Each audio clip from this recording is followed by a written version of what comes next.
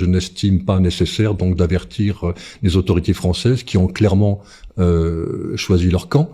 Elles soutiennent de manière de plus en plus visible et ostensible le régime de monsieur Zelensky. Elle fournit des armes à une armature politico-militaire qui comprend de nombreux nazis. Et donc, pour ma part, je n'estime pas nécessaire d'avertir les autorités françaises de mes déplacements dans ce pays, compte tenu du choix politique qu'elles ont fait, choix que j'estime extraordinairement préjudiciable aux intérêts de la France et des Français. On a vu dans les médias, dans les 10 dernières années, et depuis cette invasion, une modification de l'attitude vis-à-vis de l'Ukraine. On pourrait citer le Guardian qui avant parlait de la corruption, pareil pour tous les médias français, parlait de la corruption, de tout ce qu'on voyait en Ukraine. Et aujourd'hui, on leur donne presque raison, on leur donne un blanc-seing. Comment on peut expliquer cette modification puisque quand même, si on les condamne avant, ça n'a peut-être pas changé autant que ça. Est-ce que vous avez vu vous-même sur le terrain de la corruption ou un régime, vous venez de parler quand même de quelque chose qui est assez grave, le régime nazi, le régime de Zelensky. Donc, si vous pouviez vous expliquer un petit peu plus là-dessus. Oui. Alors donc le changement de discours, de narrative, comme on dit aujourd'hui, donc s'explique tout simplement parce que donc les hostilités étant clairement ouvertes, désormais il n'est plus nécessaire d'agiter les gros lots de l'antinazisme, y compris en Ukraine, mais que l'Ukraine étant désormais classée dans le pays qui est dans le bon camp, donc elle peut revendiquer n'importe quelle politique, elle aura toujours raison, et on tentera de la protéger et de la mettre en avant de manière positive. J'en veux pour exemple le célèbre régiment Azov, donc régiment aux revendications assez clairement néo-nazis qui s'en manifestent depuis sa création, et dont l'équipe de communication probablement britannique a tenté de supprimer la rune d'inspiration nazie qui est le signe officiel de ce régiment. Ça s'est fait au mois d'avril, mai, donc lorsque justement les accusations de nazisme de la part du régime, enfin de la part contre le régime ukrainien se faisaient un peu trop sentir. Eh bien aujourd'hui le régiment Azov donc a purement et simplement supprimé le sigle nouveau que les Anglais avaient essayé de leur faire arborer, et ils ont repris donc leur rune de type national-socialiste sur leur blason. Donc c'est une réalité. Donc l'appareil politico-militaire ukrainien est tenu par une colonne vertébrale politique qui est celle donc de ces éléments d'extrême droite constitués d'anciens membres du parti Svoboda, de Pravi Sector, donc secteur droit, et que ces gens-là ont une idéologie clairement d'extrême droite, clairement extrême, et sont véritablement le fer de lance de l'appareil politique ukrainien. Ils contrôlent les médias, en tout cas une bonne partie des médias, ils contrôlent une bonne partie de l'armée, et sont dans l'appareil politique au plus haut niveau. Alors même si on ne les a pas trop mis en avant pour que ça n'apparaisse pas de manière trop évidente, il est certain que ces gens-là occupent une place éminente dans le gouvernement et l'administration de Kiev, et qu'ils ont une attitude clairement génocidaire à l'égard des populations russophones. Rappelez-vous donc qu'au mois d'avril dernier, un des responsables du secteur médical de l'armée ukrainienne, sur une télévision officielle ukrainienne, annonçait clairement que bien qu'il se déclare humaniste, il demandait que tous les prisonniers russes soient systématiquement, castrés.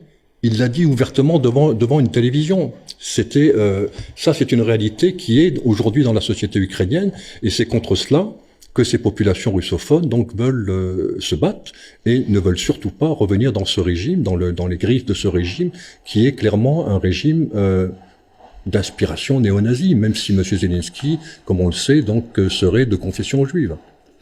Donc vous dites qu'on pardonne un peu tout, donc les médias ont changé de point de vue sur l'Ukraine en regardant, on va dire, la corruption aujourd'hui, en omettant ces éléments. On a vu dernièrement une publicité, une campagne avec une jeune femme qui disait si jamais ils attrapaient les Russes, ils allaient leur couper la tête, je crois, un par un. Vous l'avez vu, cette campagne, et elle n'a pas été condamnée par les médias. Pourtant, c'est une forme d'appel à la violence. Absolument. Alors, c'est une forme de rétaliation aussi? Oui, tout à fait. Donc, et ça coïncide avec cette volonté absolue qu'a l'Occident anglo-saxon de s'impliquer au maximum dans cette guerre sur tous les plans, donc y compris la communication à laquelle vous faites allusion, mais également sur le plan économique, également sur le plan militaire bien sûr, sur le plan religieux, sur le plan financier, toutes les armes que peuvent utiliser les anglo-saxons qui sont à la pointe dans cette guerre sont utilisées. La communication en est bien sûr une des armes déterminantes, et de ce côté-là, il faut reconnaître qu'ils travaillent très bien. Le problème, c'est que cette guerre à outrance contre la Fédération de Russie se fait au détriment non seulement de l'Ukraine, dont les populations sont utilisées comme chair à canon, mais également au détriment des peuples européens qui vont plonger dans une crise épouvantable. Nous avons déjà commencé à plonger dans cette crise uniquement pour satisfaire à cette volonté belliqueuse de la part de Londres et de Washington. C'est cela qui est véritablement époustouflant, et on ne voit pas de responsables politiques dans notre pays, par exemple, s'insurger contre cette volonté d'aller dans la guerre, dans une guerre totale, et de plus en plus, puisqu'on voit que Monsieur Macron a récemment déclaré que les derniers canons César que nous avions, qui étaient prévus pour être livrés au Danemark, seraient livrés à l'Ukraine, donc ces jours-ci. Donc on voit qu'il y a cette volonté de plus en plus manifeste d'aller loin dans ces opérations de guerre, et ça se fait bien évidemment au détriment des populations européennes. Restons sur la communication. Il y a eu un échange de tweets un peu serré entre Elon Musk et le président ukrainien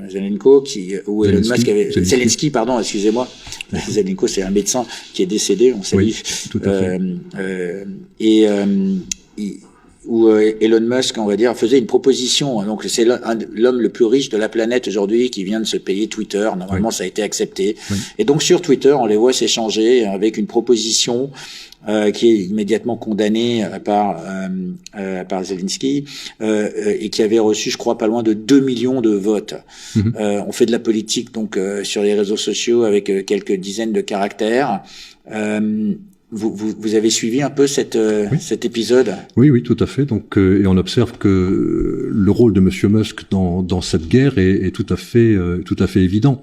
Au-delà de cet échange de tweets où il fait une proposition de paix, une proposition d'arrêt des hostilités, en quelque sorte, dans sa demande, qui effectivement donc est plus que contrebattue par la réponse de Monsieur Zelensky. Puisqu'il répond que quel Elon Musk préférez-vous, celui en faveur de la Russie ou celui en faveur de l'Ukraine? Tout à fait. Et en fait, c'est plus compliqué que ça. Et le rôle de Monsieur Musk dans ce conflit est assez extraordinaire, parce que cet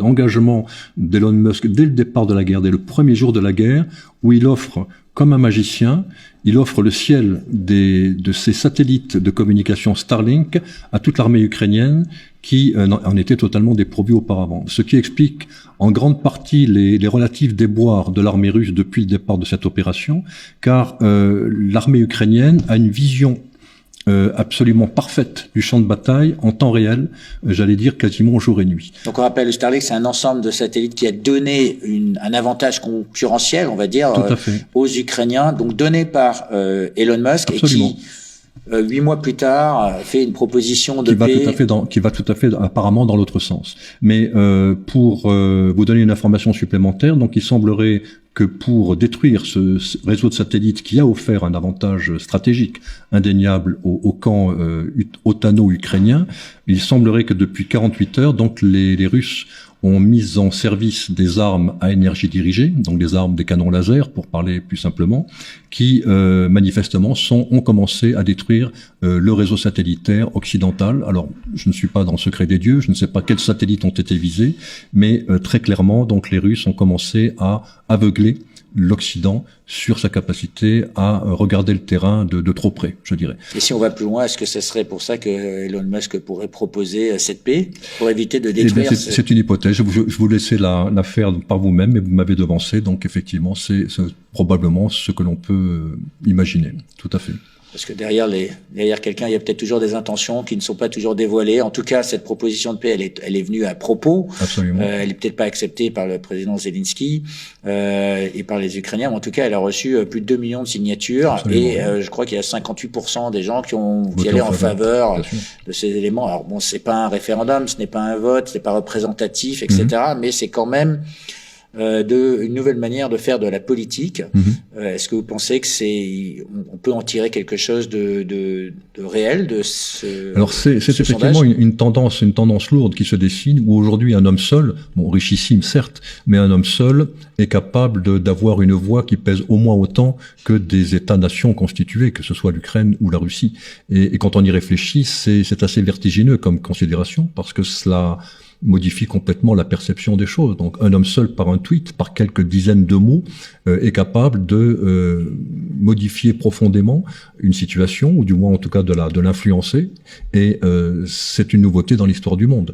Je pense que nous risquons de voir à l'avenir se multiplier ce genre d'initiatives de la part de personnes qui ont, outre des moyens financiers, la capacité par la notoriété de modifier le cours des choses, et c'est peut-être la principale révolution qui va se dérouler dans l'avenir.